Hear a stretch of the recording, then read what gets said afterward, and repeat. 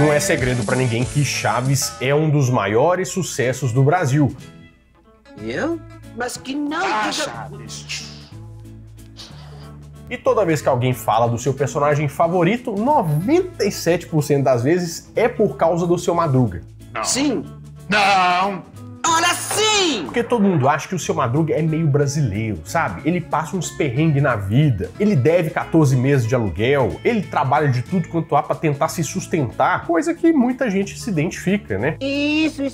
Mas será que todo mundo conhece o Ramon Valdez? O que ele teve que passar na vida pra chegar onde ele chegou? E claro, né, que a gente teve que se despedir dele até um pouco cedo demais. Hoje, o Nerd Show orgulhosamente apresenta a história completinha de uma lenda, Ramon Valdez. É hoje no Nerd Show. Como quiser.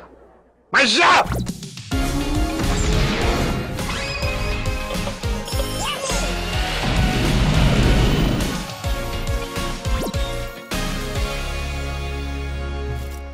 Fala, meus queridos amigos, como estão vocês? Vocês estão bom, né? A gente concorda que Chaves é um dos melhores programas que apareceu na televisão brasileira, né? Mas pra gente começar a contar sobre o Ramon Valdez, nós temos que ir lá atrás para entender um pouco do contexto familiar dele, que é bem importante e já começa com uma história bem difícil. A gente começa com a história da família Castilho, lá pelos seus 1882, mais ou menos, quando uma família recém-criada tem muitos problemas para ter filhos. Pensando que nessa época a penicilina não era uma coisa que estava criada ainda, que é aquela coisa do antibiótico, né? Então muitas famílias tinham muito problema de infecção e a mortalidade infantil era muito grande. E essa família tentava ter filho, mas é impressionante como que não conseguia. Foram mais de uns 6. Até que finalmente eles conseguem ter um filho que se chama Rafael. E é um filho muito querido, né? E como teve todo esse histórico, foi um filho muito protegido, né? Principalmente pela mãe dele. Era um menino, nossa senhora, um menino na bolha. Mas tinha também a família Castilho, que morava lá no meio do mato, bem diferente do Rafael, que morava na cidade do México, que era uma grande capital. Mas acaba que por alguns motivos essa família Castilho se muda para a capital e Rafael e Guadalupe, a filha dessa família, se conhecem, se apaixonam e tem muitos problemas com a sogra, porque a mãe do Rafael, meu Deus, era super protetora. Não procure! Quando eles se casaram, eles resolveram morar com a sogra, né? Até porque o Rafael não tinha como deixar ela, que ela ia ficar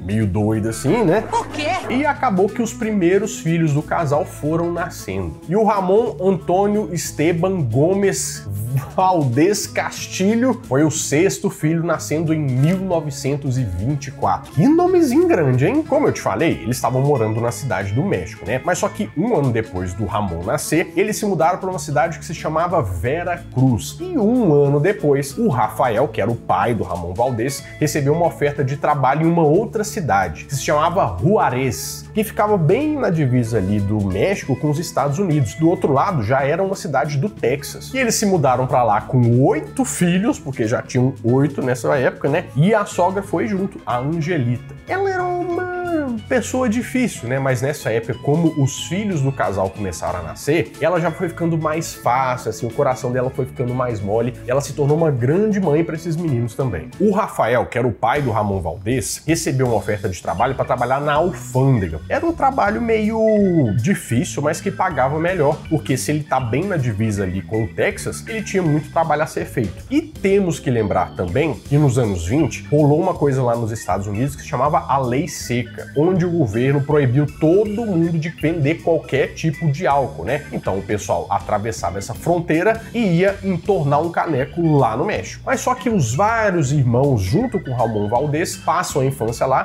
e tem alguns mais velhos já, né? E chegam à adolescência. E uma coisa que eles gostavam muito de fazer nessa época era ir ao cinema. Só que era engraçado, eles iam em 3 irmãos, né, e assistiam o filme, mas como esse filme era lá dos Estados Unidos, estava todo em inglês, eles olhavam, achavam interessante, davam muita risada, mas não estavam entendendo direito o que estava rolando. E o Ramon Valdez foi pro cinema pela primeira vez aos 10 anos de idade, para assistir o filme The Tenderfoot, do Joe E. Brown.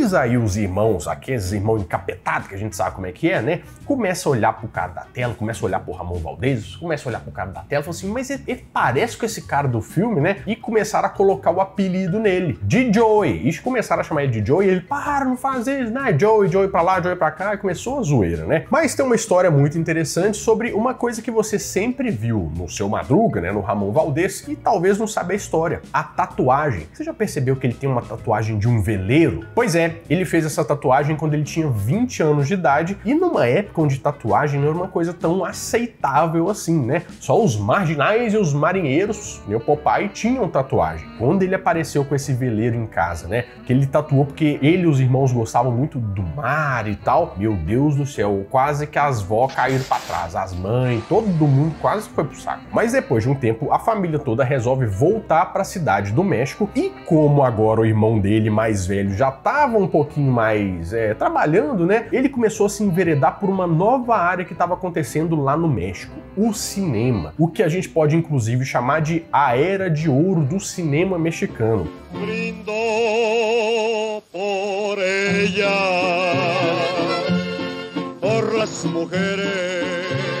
O cinema no México nunca foi aquelas coisas ali nos anos 20, nos anos 30 começou a se desenvolver, mas acabou que nos anos 40 muitas produções começaram a pegar prumo, assim, uma qualidade muito grande, e os filmes mexicanos eram os mais assistidos em toda a América Latina. Isso grande parte também por ausência de filmes americanos, porque você deve se lembrar que nessa época dos anos 40 os Estados Unidos estavam em guerra, então ele estava preocupado muito mais em fazer filme propaganda do que fazer entretenimento. Então o pessoal mexicano começou a nadar de braçada. E isso começou a ser um mercado bem rentável, onde as pessoas que participavam disso ganhavam bastante dinheiro. Era uma região muito fértil. E o irmão dele, que tinha o nome artístico de Tintán, começou a fazer esses filmes, e como começou a dar um dinheirinho, era ele que estava começando a sustentar a família toda. Mas é aos 22 anos, nessa cidade, que Ramon Valdez se casa pela primeira vez. Esse moço casou bastante. Ah, sim, é que eu prometi me casar o mais depressa possível. Ai, por que não me disse isso antes? Foi com a Ermelinda Andrade em 1946, e desse casamento ele teve 2 filhos. Só que esse casamento não foi aquela coisa que se diga, nossa, mas que beleza de casamento. Nesse momento, eles tinham uma situação bem apertada, sabe? Era um negócio assim, um passa raspando. E nessa época ele trabalhava com 2 coisas ao mesmo tempo, como chofer, que é aquela pessoa que dirige carro para os outros, né? E também entregador de refrigerantes. O que ele entregava era o Chaparritas El Naranjo, e é um refrigerante de laranja. Mas vendo que ele estava com a situação um pouco mais apertada, o irmão dele, o Tintán, que já estava começando a mexer com filme, falou assim, ô Ramon, você não quer vir aqui pra você fazer alguns filmes comigo? Não, você faz uma pontinha aqui, uma árvore ali, você seja uma árvore na peça de teatro infantil. Vai fazendo umas pontinhas que daqui a pouco vai rolar, você ganha um dinheirinho. Isso aconteceu em 1949, com o filme Calabacitas Tiernas, que foi o primeiro filme em que ele apareceu.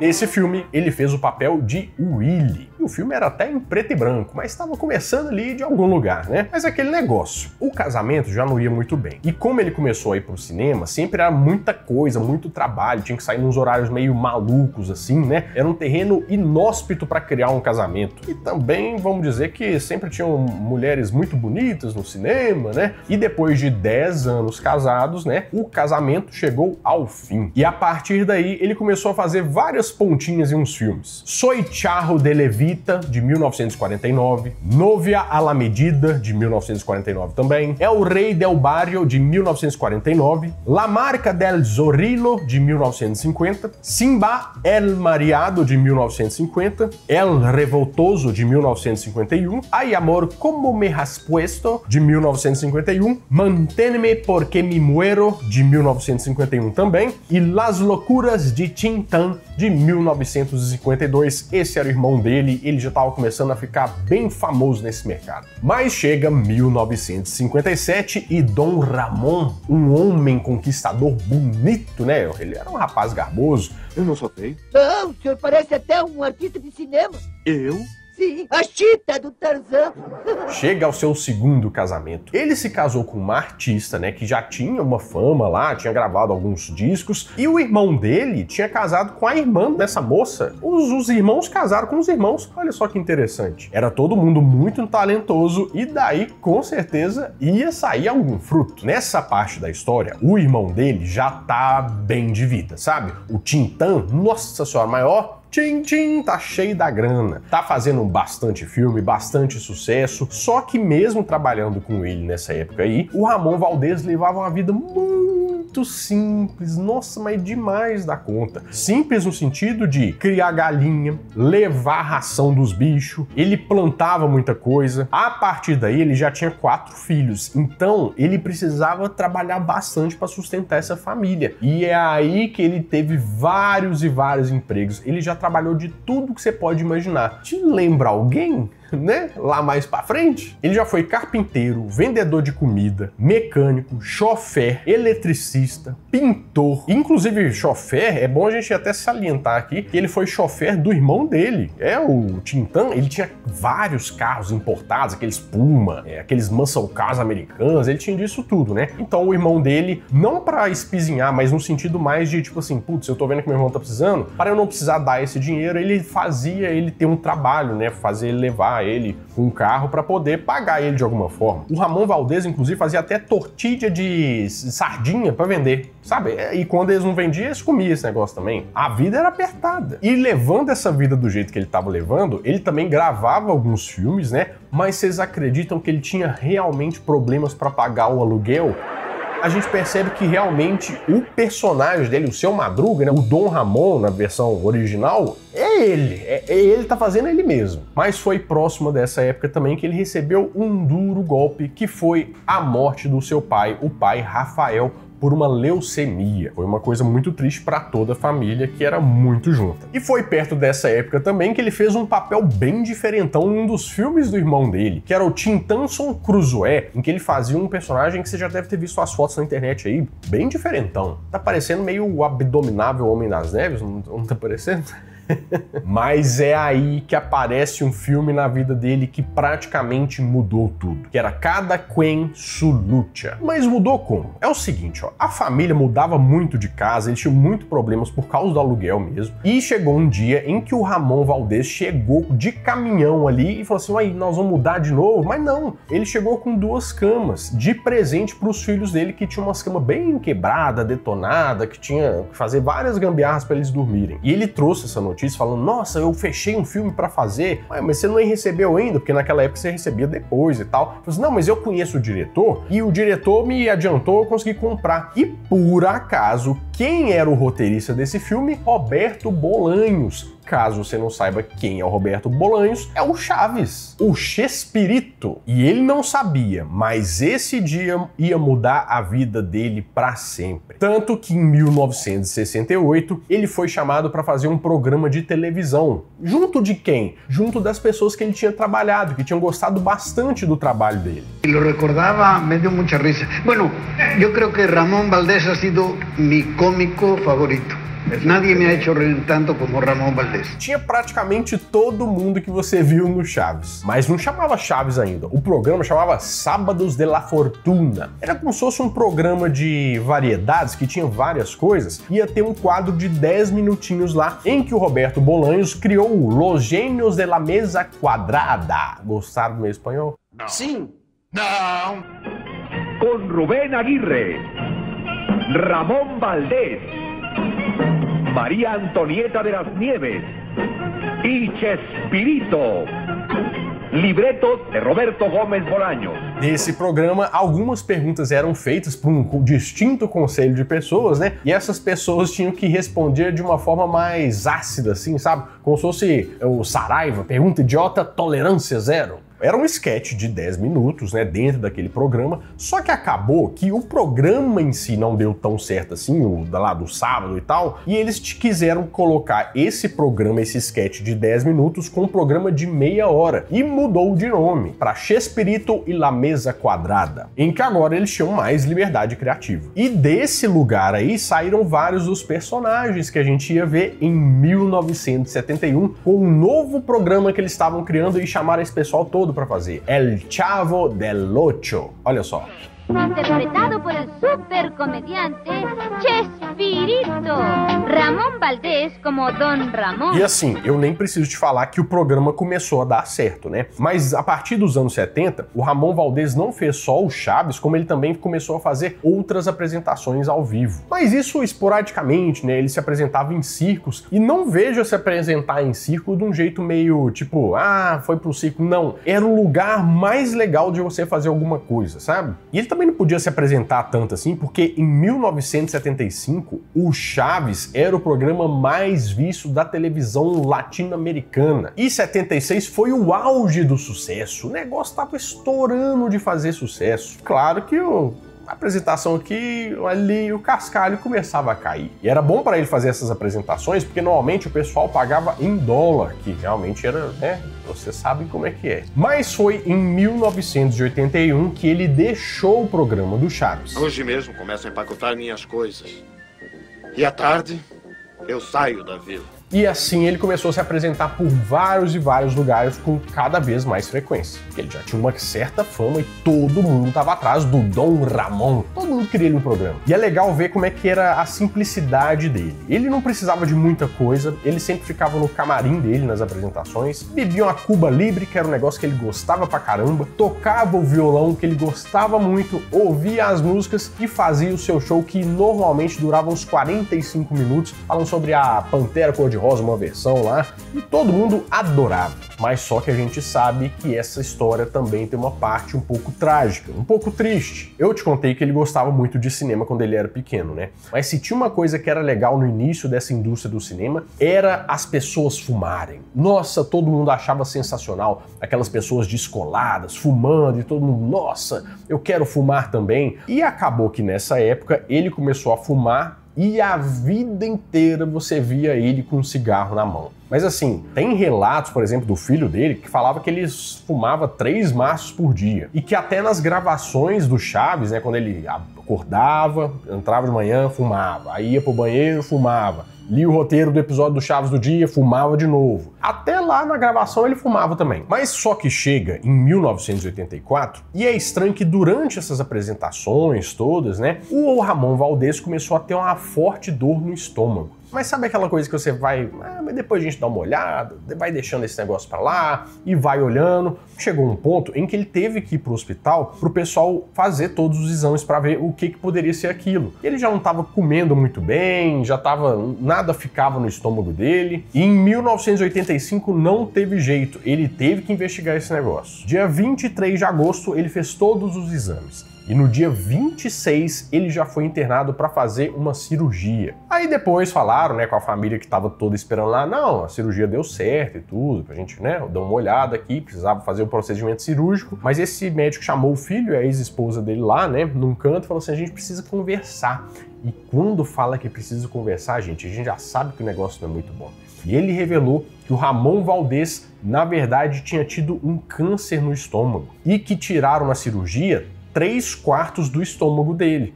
Ou seja, ele tinha muito problema ali para resolver e que ele não tinha mais do que 6 meses de vida. Fazendo a quimioterapia, ele tinha 8 meses de vida. E o pessoal começou a ficar meio desesperado, né? Porque como que iam contar isso para ele? Resolveram fazer o quê? Uma votação com a família para ver se eles contavam ou não contavam para ele. Acabou que a decisão da maioria foi não contar e não fazer a quimioterapia nem nada, porque se ele tinha pouco tempo mesmo, era melhor que ele aproveitasse a vida do que ficasse pensando muito nisso. Mas só que superando todas as expectativas e com uma vivacidade de dar inveja, Ramón Valdés estava se sentindo muito bem estava trabalhando, estava fazendo várias coisas, inclusive em 1987 ele foi chamado pelo Carlos Villagrán, o Kiko, para fazer um programa com ele, que se chamava Akekiko, que inclusive o próprio Carlos Villagrán contava que ele gravava esse programa, né, o Ramon Valdés, com muitas dores, era um processo um pouco sofrido, às vezes estava bom, às vezes estava meio ruim, e todo mundo se preocupava bastante com isso. Mas mesmo com dores, ele nunca parou de trabalhar, ele estava querendo fazer de tudo, até porque ele não sabia muito de por que vinham essas dores, né? Ele trabalhava muito no seu circo próprio, o Dom Ramon, né? Fazia várias apresentações, tanto no México, pela América Latina, e ele falava que trabalhava tanto porque ele tinha que sustentar a família dele. Ele se preocupava muito com o pessoal. Tanto que em 1988, o empresário dele, que também era irmão dele, fechou uma turnê pelo Peru. Além de se apresentar por lá, ele ia fazer alguns comerciais. E era muito bom, né? Porque eles pagavam em dólar. Foi quando ele fez essa propaganda dos torrones no Peru em 1988.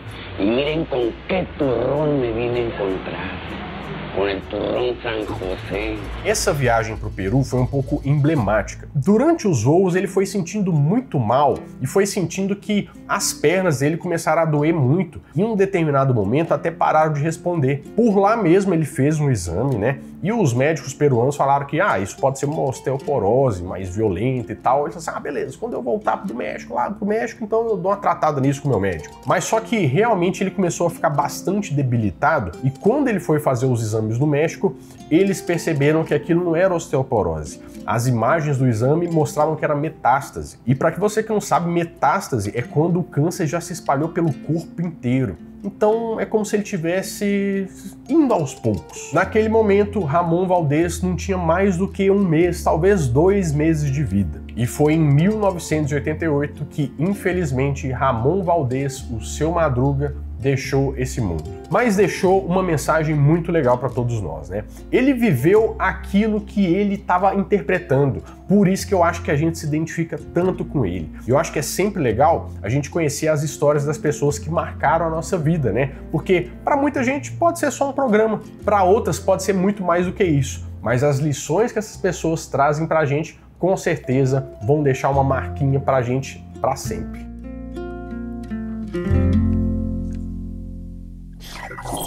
Bom, meus amigos, é isso. Eu espero que vocês tenham gostado bastante do vídeo de hoje. Eu achei bem legal. Eu acho que merece um joinha, um like, né? E que outra história a gente pode contar aqui no canal. Bom, eu vou ficando por aqui, mas toda semana eu volto com mais um vídeo quentinho, fresquinho, crocante pra vocês. Então, adeus!